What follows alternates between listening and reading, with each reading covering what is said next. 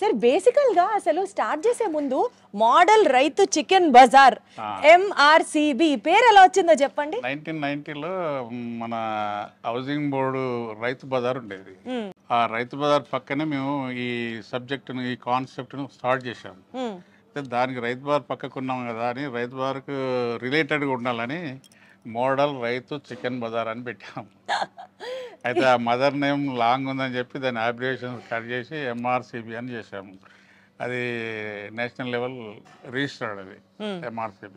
అది MRCB non veg super market అయింది, MRCB biryani factory అయింది, MRCB రెస్టారెంట్స్ అయినాయి. ఇట్లా MRCB స్ప్రెడ్ అయ్యి ఫుడ్ చైన్ ఇంకా ఎంత ఎదుగుతుందో ఇంకా ఇంకా ఎదగాలి అని మాత్రం మనస్ఫూర్తిగా కోరుకుంటూ ఒక్కసారి మీ MRCB బిర్యానీ ఫ్యాక్టరీని అలా పార్ట్ బై పార్ట్ ఎక్కడ ఏం జరుగుతుందో చూపించేస్తారా మాకు? ఖచ్చితంగా చూపిస్తామండి. వెల్కమ్, స్వాగతం. Thank you. పదండి.